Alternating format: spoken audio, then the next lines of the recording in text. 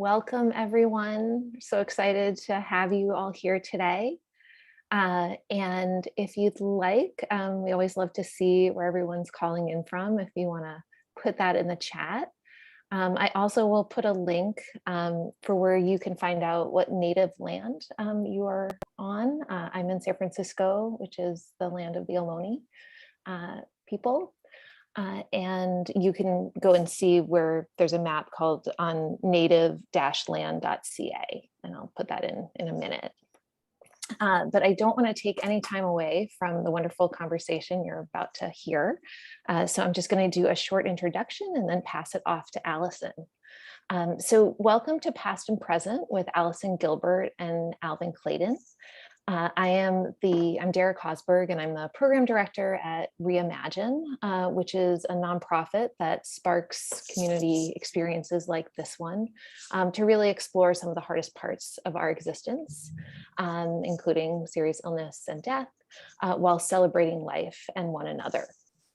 And before we get started, I first off want to express a huge thank you to Domani for Grief, who with their support makes this series possible. And they have just been tremendous partners throughout. And we have Christina here, who has from Domani, which has she's been fantastic. I also want to thank Reimagine's 2021 sponsors who also help support, make events like these free. I also just want to extend a huge thank you to all of you who have donated to Reimagine. All of your small donations make such a difference. And I just want to highlight that we are in a little fundraising campaign end of year. And so if you can continue to support us, that would be wonderful. I just want to highlight that I do have live transcription on. If you would like to see the closed captioning, you can click the little CC at the bottom. And we encourage you to put your questions and comments in the chat throughout the event. And Allison will have a period where she'll be pulling questions from there too. And with that, I'm just going to do a short introduction to Allison. She is an Emmy Award-winning journalist and a very thought-provoking and influential writer on grief and resilience. She's the author of numerous books, including the groundbreaking Past and Present, Keeping Memories of Loved Ones Alive, which I would personally recommend. And her stirring work exposes the secret and essential factor for harnessing loss to drive happiness and rebound from adversity. She serves on the board of directors for the National Alliance of Grieving Children and the advisory board for the Tragedy Assistance Program for Survivors, which is the preeminent national organization providing grief support to families of America's fallen heroes. So with that, I will pass it on. Thank you so much, Dara. We're going to have to shorten that bio so we can get to our featured guest that much more quickly. Welcome, everybody. I am so excited that we are here. I have been planning this event with Alvin for quite some time. You are going to meet him. You are going to love him as much as I do. And I'm so excited that I get to share him with you.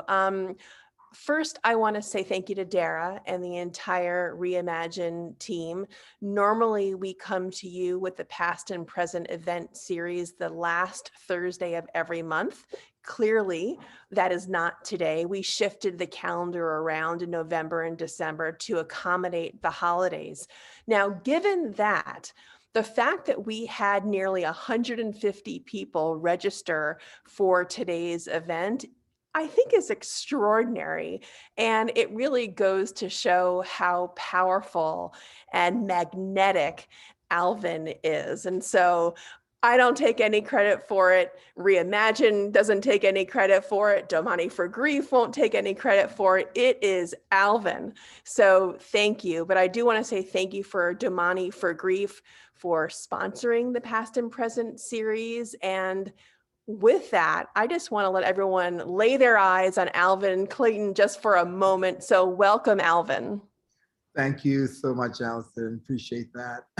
I'm excited to be here with you as well. I met you few months ago, and you were so gracious to invite me to be on this show, and I'm honored and truly thank you. Well, your reputation for me preceded my visit to Alvin and Friends, but boy, I am now able to like shout your name from the rooftops that if you are in New York and you go to Westchester County, which is about 35 minutes, 40 minutes north of New York City, accessible by train from Grand Central Station. So don't be worried if you don't have a car, it's accessible by train. You will be in for a treat. Alvin, tell me about your decision before we get into food and memories and your art. I would love just to orient everyone to how you became a chef. Do you mind just talking about that just for a second? Oh, not at all. I take it very lightly by saying that I am a chef. I guess I am a chef, but not by training in the school. I actually learned cooking from my grandmother.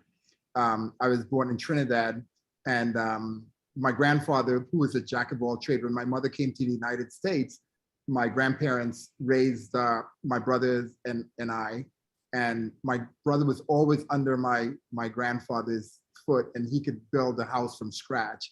And I was always with my grandmother in the kitchen, and I could cook anything from scratch.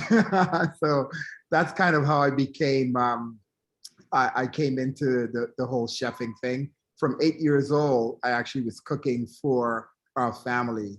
And one of the dishes that I'm sharing today, the pilau, actually was one of the first meals that I made for our family. And so that's kind of how I fell into that range.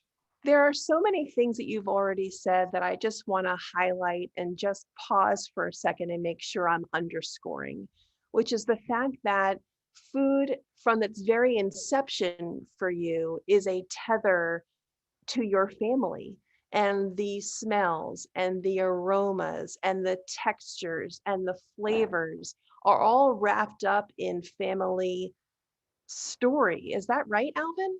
That is absolutely correct. And right now, as you were just describing that, I actually can smell and hear the sounds of us in our kitchen. And even today, actually, when friends come to my home, we end up being in the kitchen, and I'm actually, because of that, I'm actually working on a bit of a show that I'm doing that's going to be called Alvin and Friends, where I go to my friends' kitchens and interview them while I'm cooking for them. So. Oh my gosh. Well, I want to get on that show. You'll have to come over to my house. Done. I don't Done need to be on your show, but I want to eat your food. I want to ask Christina, who works with me, who's really my right hand, who's going to help me technically. I want to show everyone a couple of things as Christina is bringing up the images of how amazing Alvin and Friends is. You're modest and you wouldn't do this yourself, Alvin, but I'm going to do it for you. So if you don't recognize who Alvin is with here, Viola Davis, the incredible actor, which is just underscores just the draw of your restaurant. So when you do share later on, as we're talking today, that recipe, I just want everyone to know just what a big deal it is to have had you join us today. So here's Viola Davis. And the next picture I want to show, let's see if everyone knows who this is. Alvin, the great jazz great. Tell us who this is. Wynton Marsalis, who actually lived in New Rochelle at one point, but visited the restaurant. And I was honored to have him here. I mean, we've been for being outside of New York City, and actually on the Metro North train, it's really 23 minutes from Grand Central to New Rochelle. It's nothing. It's like going from New York to the city to Brooklyn or whatever. But and it's a 3-minute walk off the train to the restaurant. But we've been so blessed with some of the people that have come through to the restaurant. We also we've had Judge Sonia Sotomayor. We did her birthday party here. I was so honored to have her, and what an amazing human being.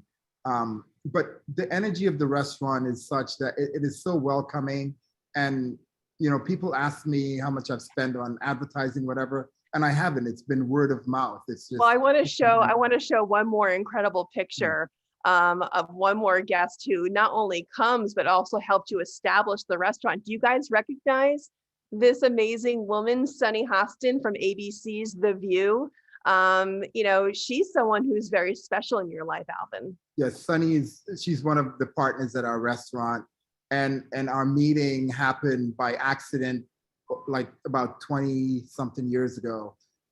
She bought one of my paintings, and there was a mistake in the gallery sent her the wrong painting, and she reached out to me. She came over, actually hung out in my kitchen. I offered her to stay for a meal. She did. And then when I was opening my restaurant, I reached out to her, and she was more than happy to support. And we've been friends. She's got a great family, and she's really an integral part of what we do here at Alvin and Friends. You had talked a little bit about, of course, your family. You have a special connection to your grandmother, and I do want to show a painting.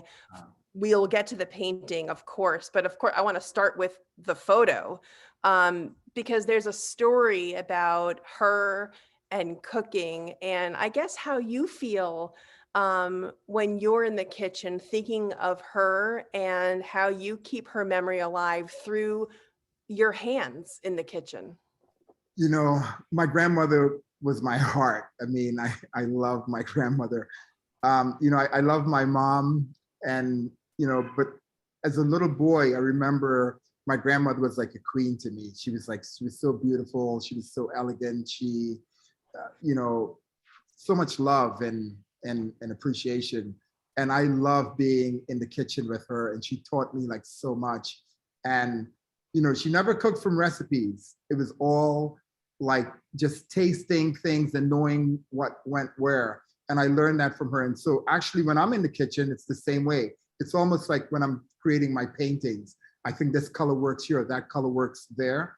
And so for me in the kitchen, I'm like, if I add this, I think this add another flavor, another layer. And so that's how I cook. But my grandma, I mean, I miss her every day. I have several paintings in my house of her. So going up my stairs, I see her every day. I have her on the corner of my bar. There's a painting of her. And another really good friend of mine, the actor Roscoe Lee Brown, who passed away. And I named my entertainment room at the restaurant after Roscoe. It's called the Roscoe Room. So these people were so influential in my life, and I think about them and I see them every single day. Before we show any more images, I want to come back and just show Alvin fully on camera again, because I do want to talk about what you've just said, which is the atmosphere in Alvin and Friends really just oozes connection. And I have a hard question, which is that I think a lot of people who are joining us today likely understand this bond that we're talking about between food and memory and food and art. But what do you say to folks who may be listening now or who watch the recording later, where those memories feel incredibly raw and maybe at some point cause maybe more pain than joy, maybe more sadness than happiness? How has that evolved for you? I think in life in general, we have good times, we have bad times, but it's all a part of our experiences, and it's all healthy. It makes us who we are. It either makes you stronger or whatever. But I think that it's really important to know that the complete package that you get is what you have to embrace. For me, the loss of, there's sometimes you think of the people that have gone by and there's a tear that fills your eyes. And it's only because they are so present, and the influence that they had on you is so strong. And I think you take that, and that's a positive thing too. And it also brings into effect the people that are around you that are still here, for me, it reminds me that I need to give the roses to the people that are still here while they're here. And so, you know, it's all a teaching and learning moment. And I think it's good to actually have the pain as well. I really do. I think it's a part of our humanity that makes us whole. It's interesting that you say that. I find it to be true.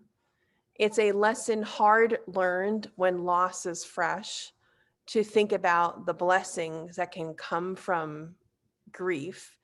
And so I feel like this is a great moment, this time of year, to try to be more purposeful in our thinking, that we are surrounded by symbols of joy, the sounds of laughter. And when those sounds are around us, they can sometimes feel jarring if we're in a place of real pain. But what you're talking about is not the experience being all or nothing, or black and white, or ignore those memories and only focus on what makes you, brings you joy, right? You're talking about both. You're talking about honoring the past while you're experiencing the present, which allows for a broader, richer, I guess, more honest experience.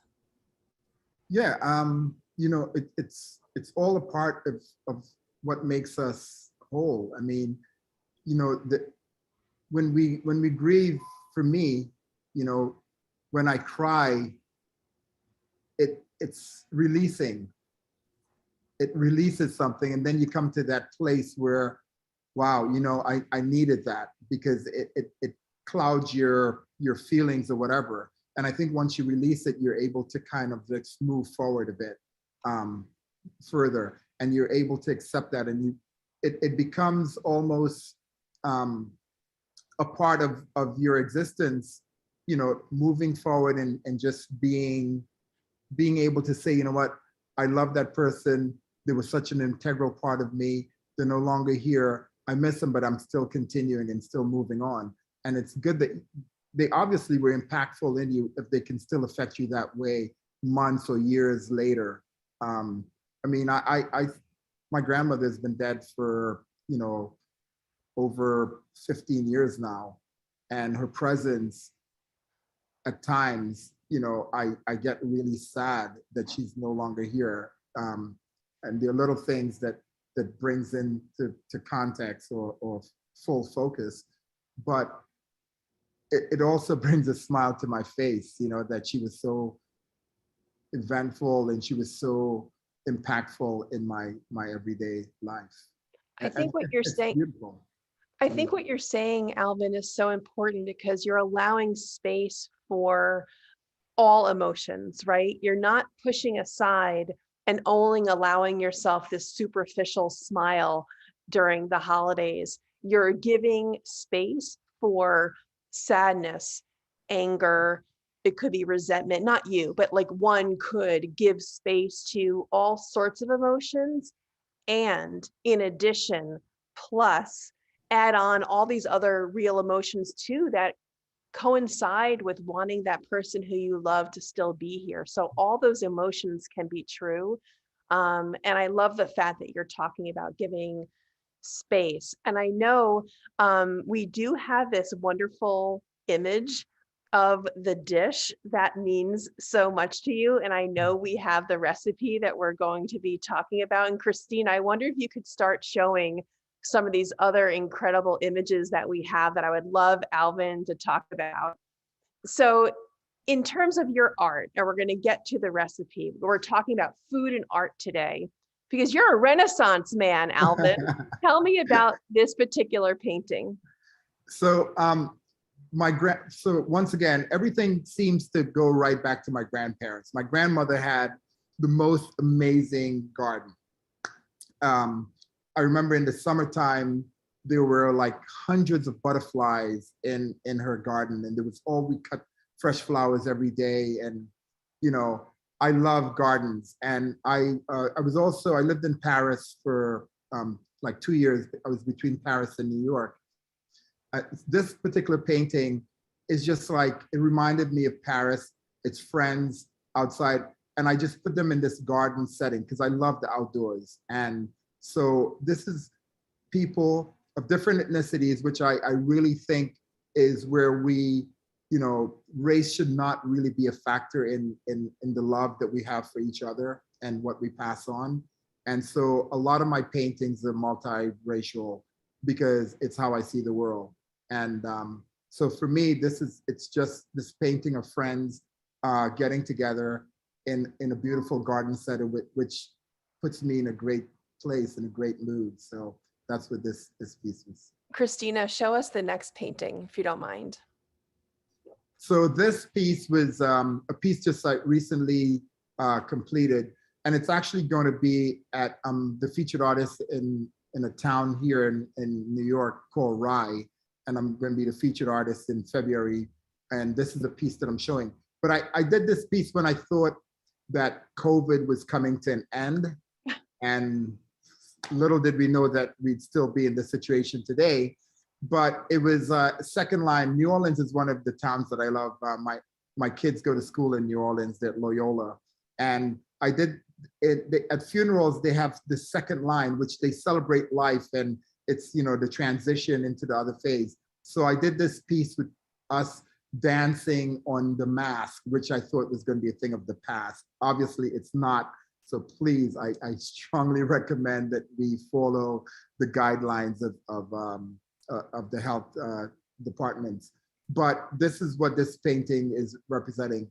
And there's the jubilation of you know, of the life past, and we're celebrating the transition and movement into the future. So that's what this painting is. Congratulations on the show for early 2022. That's huge. Christina, show us the other painting.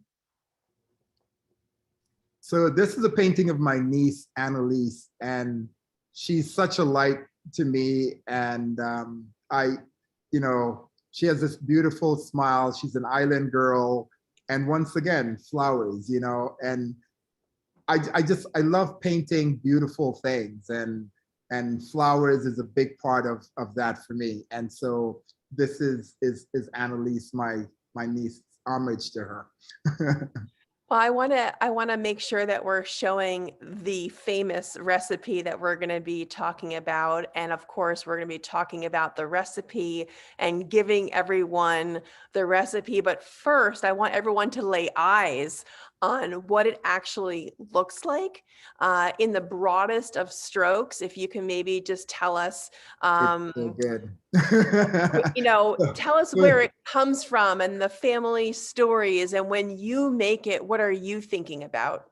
So this is, in Trinidad, we call this pilau, and it's rice. It's a mix up of everything together, which is kind of like our country to begin with. It's like all of our dishes are always mixed up. You know, we have this thing called callaloo and whatever. But just to stick on the pilau, you can make pilau with beef, you can make it with chicken, you can make it with whatever. So this is a chicken pilau. It has pigeon peas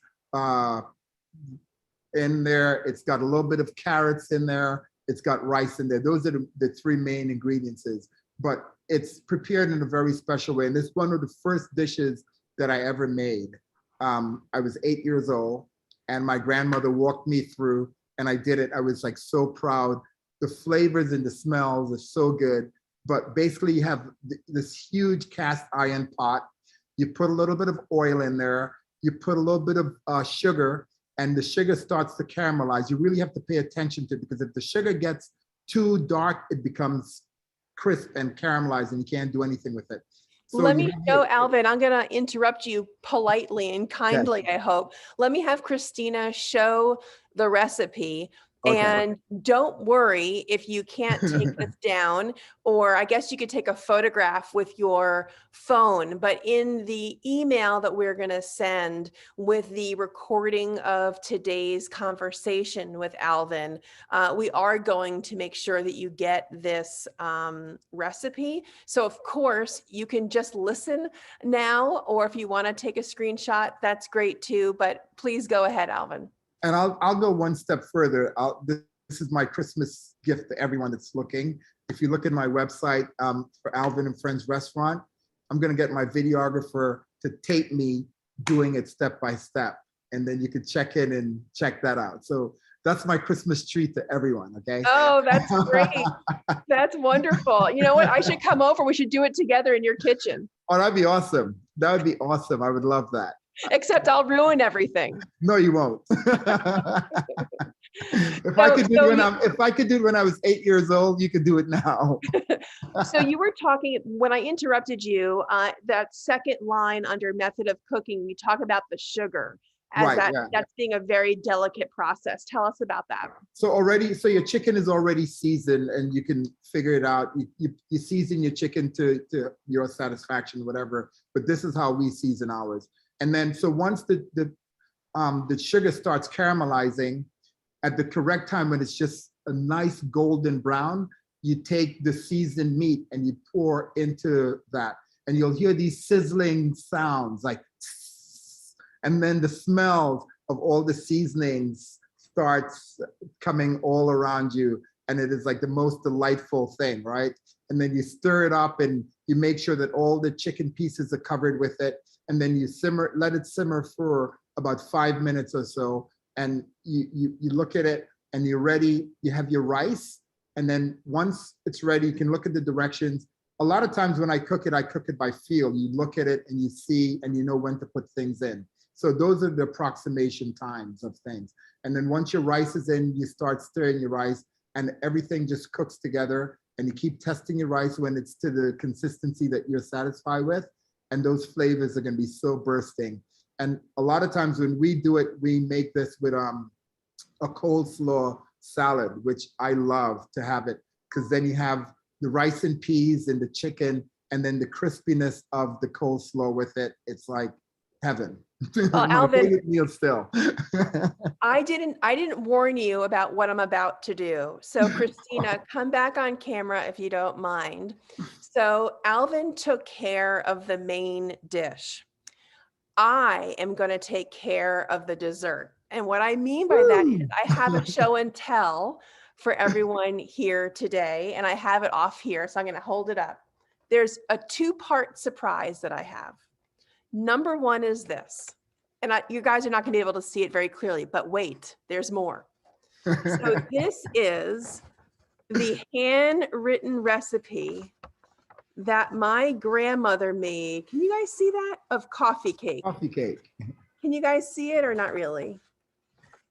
And it has hearts on it and my grandmother's handwriting. And since you were talking about your grandmother, I thought I'd talk about mine. Oh, And that's this is great. her incredibly famous recipe for coffee cake. Now, that was part 1 of my food and memory surprise. Part 2 is what I did with my grandmother's recipe long after she passed away. So hold on, I'm going to go get it. I took that piece of paper that I just showed you and I scanned it and I put it on to this platter. Do you guys see that? So it's the same handwriting because it's the same recipe, but now it's on this plate that I use, and I serve my grandmother's coffee cake on this platter. And so it allows me to keep her memory alive, not just by cooking or baking her recipe, not just by opening up the recipe folder and seeing her handwriting some of the time, but then I was able to transfer the image to this platter, which makes the cooking and the eating and the baking a conversation piece in my family. That's so awesome. That's great. I love that. I'm gonna have to do a plate with my grandma on it. So when I serve my pilau.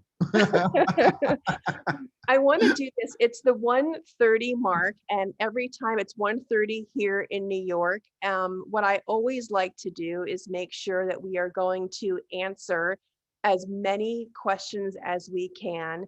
If you feel comfortable, put your questions in the chat. Christina is going to go through the chat and see which questions maybe hopefully apply to the most people. I welcome your questions. If it's a personal question and you don't want it to be a public facing question, you could always private message in chat to Christina. You could see her on the screen and just private message her what you would like to ask Alvin or me. And we're happy to answer your questions. This is a tough time of year. We get it. Alvin has experienced loss. I have experienced loss. Both of my parents are gone. I face the holidays without them. And so I find myself to be as much in your shoes as I am the host of this series. And so I'm always looking for ways to honor and remember the family and friends who I miss most. And so even if you have ideas that you want to share about how you get through the holidays with these stories, top of tongue, please do let Alvin and I know what works for you too. But I'm going to pass it to Christina. Maybe there's a question or two that I've already passed the chat that are ready for Alvin to tackle. I just want to say something really quickly before. I want to reach out and thank my friend Colleen Godefee for introducing us. And I just came back, like 2 days ago from one of my college roommates. His wife passed away, unfortunately, very young, from cancer. And I was driving back from Maryland to New York, and in my rearview mirror, there was this amazing sunset. And there was a cluster of clouds that I could see. And for some reason, in the cluster of clouds, I just had the image of my friend's face in it. And as I kept going, I had this peaceful, beautiful smile on my face, seeing her in this image. And it faded out of view. But as it faded out of view, the rest of the sky still had the amazing color of the sunset. And I thought that, she was, that image that I thought was hers, the cloud wasn't there anymore, but the space and the sky that was spread with the image and her reflection said that who she was as a person was passed on to all these other people. And that's how we'll continue kind of enjoying her. So I just don't know why I said that, but it just came into my view. So anyways. Hey, I love it. I love it. Thank you for sharing that. I appreciate it so much. Christina. So our first questions are about the recipe specifically. We have a few listeners with different dietary preferences. So I'm wondering if you could share a version that is sugar-free, an alternative to brown sugar, and also a vegetarian option. Okay, so a vegetarian option, you could do it with vegetables, of course. So the whole thing about this meal, really, it's like it has a bit of a sweet taste to it because of the sugar. But I would imagine there's so many other flavors in the dish itself. The pigeon peas and the rice and all those things that actually, if you cooked it without the sugar, it will still have the effect that you can have if you have dietary needs. Yeah. Thank you so much. And how about in terms of vegetarian, could you do this? I know you said vegetables, but could this play well with tofu or something, or tempeh? Yeah, with tempeh, I think would be great. Seitan also, which is like replicates meat. We have like a great vegan dish here at the restaurant that we do. It's a vegan ginger chicken that we make with the seitan, and it stands up just like meat. And that would be a great way to actually do it as well. Thank you. Thank you so much. Christina. How does your family history influence what you add to your restaurant menu? Well, in very detailed ways. So coming from the Caribbean, at the restaurant we have an oxtail, it's stew oxtail, which is very Caribbean.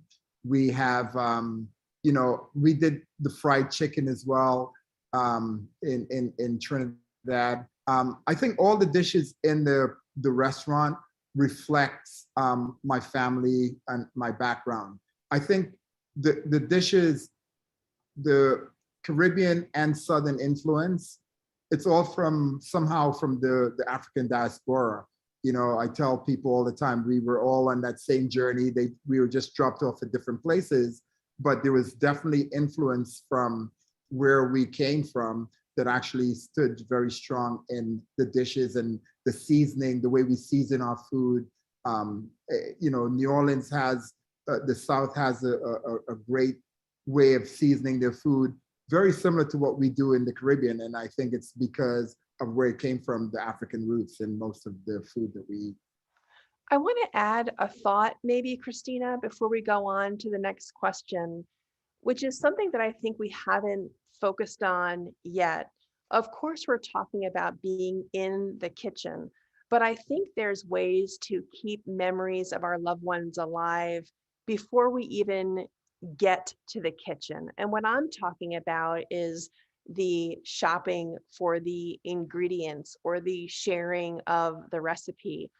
I, of course, showed you my grandmother's coffee cake recipe, but I didn't share with you another story. And if you guys might indulge me, I think it might be very helpful to hear what I used to do with my kids when they were very small, when it came to baking a recipe that was actually my mom's.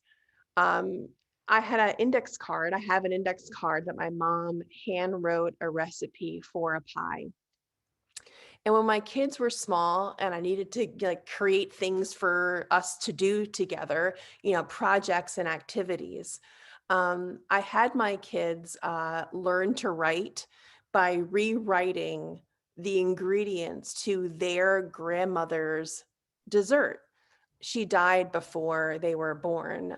She died before I was married. So this was a way for me, as a young mom, trying to make sure that my kids knew their grandmother. So they would rewrite Grandma Lynn's recipe, and we would take their rewritten lists to the grocery store, and they each had them in duplicate. And I would send them on, when they were old enough, a scavenger hunt in the grocery store to retrieve the ingredients for Grandma Lynn's special pie. So what this did was a couple of things. The rewriting of the recipe, we all know that kids learn by doing. And so instead of me just serving the pie and kind of being done with it, I involve them in the dessert's creation, from writing down the ingredients to shopping for them. And of course, baking is the ultimate math lesson, right, in the kitchen. So when they were really young, to involve them in the baking of the pie, now that they've shopped for the ingredients as well, allowed me the space to share stories about their grandmother that perhaps I never thought to share with them before. And I'm wondering, Alvin, in terms of the stories that you're able to share, is there a different kind of openness that happens when you're cooking, that kind of makes the storytelling more possible? Sometimes I hear a lot that people are scared to bring up the names of their loved ones. They're scared of making other people sad. And I'm wondering if cooking for you dampens those concerns. No, it doesn't. But just listening to you, tell your story of your grandmother and then what you do with your kids, it just brought something into light to me that the differences in cultures and the way that we do things. I don't really remember like having our recipes written down. But it was always passed on in stories. We did, everyone in my family, all my brothers and my sisters, we all can cook because we all had to take turns. And I think also back in the old days, that's how stories were passed on, because a lot of people from the older generation, whether it was slavery or whatever, weren't allowed to write. And it was without the story being written or told, it can't be passed on.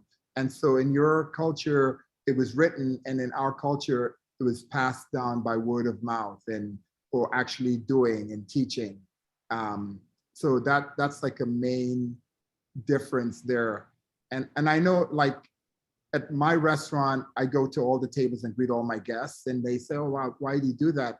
And I say it's because my grandmother, I don't ever remember anyone coming into our home where she didn't offer them something, whether it's a salesperson, whatever, have some tea, have some biscuits or whatever. And so that I get that honest, that's just a part of my being, I appreciate the distinction that you just drew.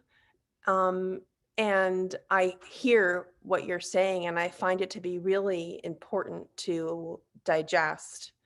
And I think the commonality is the decision to do something with the information that we have. So whether or not it was oral or written, there's a choice to be made of whether or not it stops with you or gets shared. Yeah. Absolutely. But that's a part of humanity, sharing, being empathetic.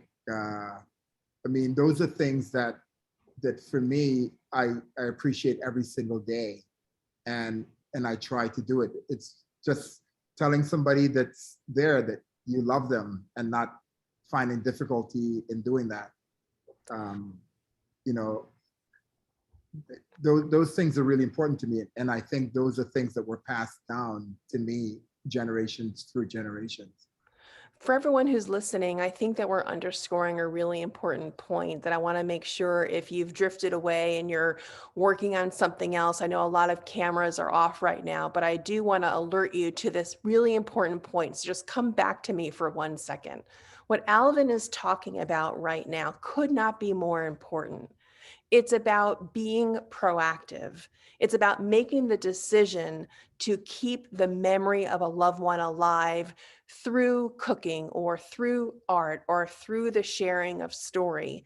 None of that happens without a decision to do so. And so for many of us, and I've heard this from my readers of my books over time often, that people get resentful, angry, lonely when they are not the recipient of outreach, that they're waiting for the phone to ring, they're waiting for a text to come, where somebody else will invite them to talk about their loved one. That's putting you in a passive spot. What I feel is so important to underscore here is the value of taking the reins and of cooking or painting or talking. All of it comes from making that choice, that remembering and honoring our loved ones is important enough to then take these actions, however small. So Christina, let me go back to you for a couple more questions. And I promise everybody, we will get out on time. If you've been to these past and present events over the last months, you know that I am a stickler. Your time is valuable. I know sometimes kids are down for naps. You're having a lunch hour. It's a late coffee, depending on where you are. I will get you out on time, I promise, but I want to hear all the questions that we have time for. So Christina, back to you. So Alvin, Jill noticed a piano in your background and would like to know if you also play the piano in addition to all the other art you create. I actually wish. No, so we have live music at the restaurant, And so a lot of great musicians actually have come in here. We've actually had Christian McBride, the great bass player, which the bass is like one of my favorite instruments. So I fool around with the bass, but fool around is the underscore. I really, I play the bass, but we have a grand piano here, and we have one in our back room as well. We have a baby grand in the back room. And music is a big part of what we do here at the restaurant.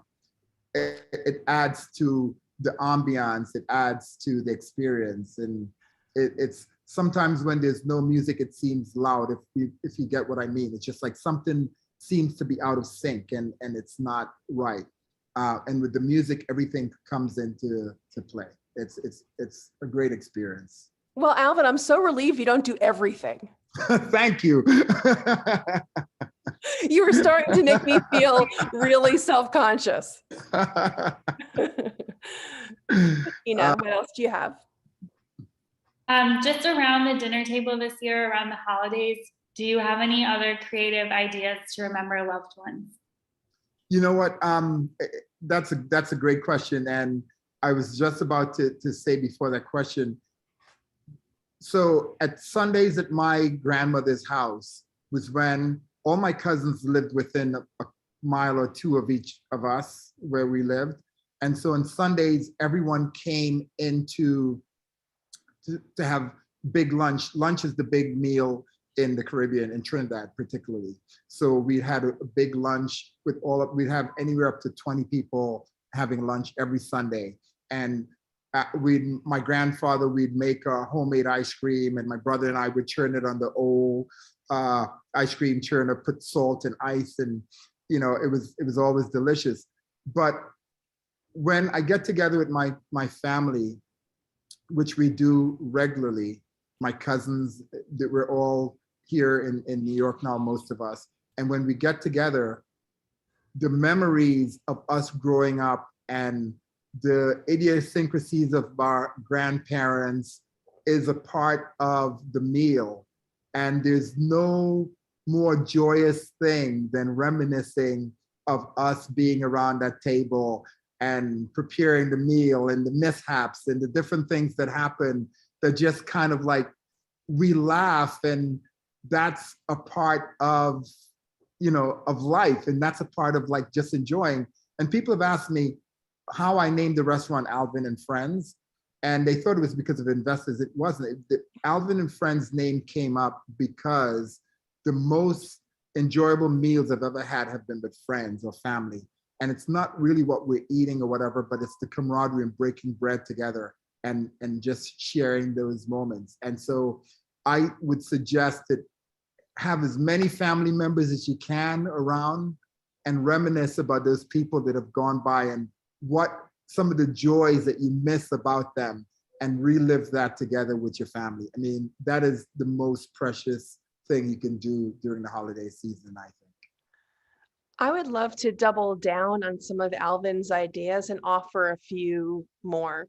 So we have talked already about recipes, and I showed you one idea for taking a recipe and transferring that image onto a plate. I certainly didn't do that on my own. I found a potter online who does that work. And all I did was literally scan that piece of paper and I emailed her the image. That's easy. We have talked about taking recipes to a grocery store and having, young children go shopping for the ingredients of a family recipe. There are a couple more things that I could share that I would love to take just a moment or two to talk about that are also really easy. One is using music. We've been talking about art, we've been talking about food. These are, of course, our senses. And hearing, of course, is another very important sense that we have. And music is one of the greatest tethers we have to the past. It could be specific. It could be to the artist or the song.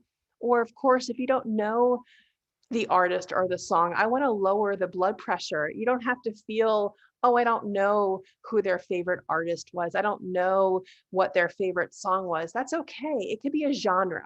right? Maybe it's show tunes, maybe it's jazz, maybe it's classical music. And one thing that my family has done over time, after my father's brother passed away, my uncle, he loved music. And we put together a playlist of my uncle's favorite music so we can all share it and we can all feel that connection through music. And so what a great stocking stuffer gift that could be for the holidays, to create a playlist for a loved one to keep their memory alive of someone who has passed away. That's one, so that's music. Another idea is making sure you are careful about how you talk about your loved one. And here's what I mean by this. Language and the words we choose are powerful. Here's an example. When both of my parents passed away, as I mentioned to you, my mother was already gone. My daughter never met my father either, and my father died when my son was just 18 months old. So neither child remembers my parents clearly. So everything that they know about their maternal grandma and grandpa comes from me and my brother trying to create enough color and enough texture that could actually resonate with them. One way to do this, and it takes time to get used to, whenever I talk about my mother or my father to my children, I never say my mom or my dad. I switch the words and I say your grandmother or your grandfather. Because kids learn when the story is about them. Kids are self-centered developmentally, right? The world is about the child. That's not to put kids down, that's just the way it is. So if you can make the story about their relationship to the missing loved one, they're going to absorb that story far better and far longer than if you just say my mom or my dad or my grandparent or my grandfather or what have you. I hope that is helpful. So Christina, before we went on to another one of the questions, I wanted to make sure that I amplified and echoed and added to what Alvin was saying. The last question is about your children, Alvin. Our listeners are wondering if they like to cook also. Actually, they do cook, but my son Oliver is actually the chef in the making.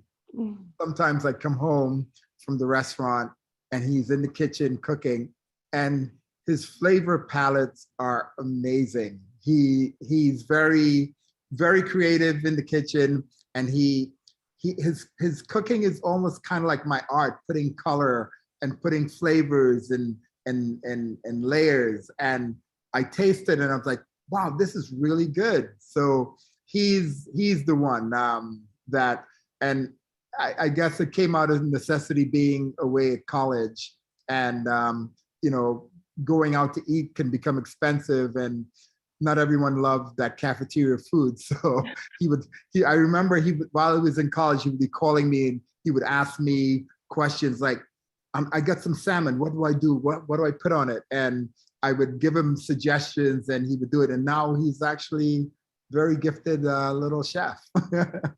So Alvin, how can people watch that video that you're going to be making of the recipe? Remind us of your the name of the restaurant, your social media, your website, and where we can find that video once you get it posted.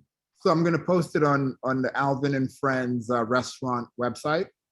And, I'm going to do it like within the week. So look out for it. That's awesome. And for my art, if somebody wants to reach my art, it's Art Absolution. Art Absolution. I had a personal, Instagram page that somebody actually just recently stole. So I have to kind of redo that. So I don't really have that Instagram page right now, but look out for that. But in the meantime, you can reach me through Art Absolution, and my artwork's on there. But the restaurant website is Alvin and Friends Restaurant, and I'll have it on there. And I see you on Instagram, the restaurant's all over social. Yeah, we're in Facebook, Instagram, and everywhere. And I wanted to remind people before I pass it back to Dara, who has a really important message about incredible programming that's coming up with Reimagine. If you are feeling more tender this time of year than you are used to, I want to remind you that Damani for Grief has many things that could help. One is that there is a private Facebook community where you can talk and you can vent and you can share and you can also learn from each other. So just please search that. If you're on Facebook, the Damani for Grief Facebook community page is a really helpful place to be. Also on the Damani for Grief website, you will see resources, you will see events that are happening, you will see courses that you can take. Many are for free, which are really, really helpful. So my point being that this one event right now, that's going to be over in 3 minutes, I promise, is not the only time or space where you can connect. So I just wanted to make sure that we are all aware of where we can continue having these conversations, because it doesn't have to end artificially right at the top of the hour. Alvin, what an honor. I'm going to see you soon at the restaurant, I promise. And I wanted to say thank you for joining us. But before we all go, I do want to swing it back to Dara, who does have a really important message about programming that's coming up right away. Thank you, Allison. And thank you so much, Alvin and Allison, for this really moving conversation. And Alvin, I will try to cook. I'm not the best, but I'm going to try to make the recipe. And if I can do it, all of you can do it. So I will, and if it's not too bad, I will send a photo of it afterwards. But I'm just putting a bunch of links in the chat. One is I just want to call out that, and in very exciting news, Past and Present is going to continue next year. And which I and the Reimagine team is just overjoyed about. And the first event is at the end of January with the author Bonnie Carroll. So check that out. I also just wanted to call out some events that are happening this week and next week. Actually, tonight we are having an event called the African Diaspora Town Hall. And it's open exclusively for people of ethnic African descent. And it's a space to reimagine how we live, die, and grieve. So I very much recommend that. We are also having an event on Christmas Day called Reimagining Holidays Light, and it's led by Luana Morales. And basically participants are going to engage in brave discussions, share stories, and write in journals. And Luana says laughing and/or ugly crying is very welcome. And then I just also wanted to call out that we have a vigil in January with the poet Maggie Smith. So anyways, and I guess just in general, we have events throughout the year, and I hope you all will continue to join us. But I'm sorry, but is it Maggie Smith from Downton Abbey? Or am I thinking the wrong Maggie Smith? And it's a different Maggie Smith. Oh! Sorry, Allison. What we should do is some I was thinking of Facebook ads. We get all these people. All right, I've just embarrassed myself. On that note, Dara, is that your last announcement? Yeah, that's it.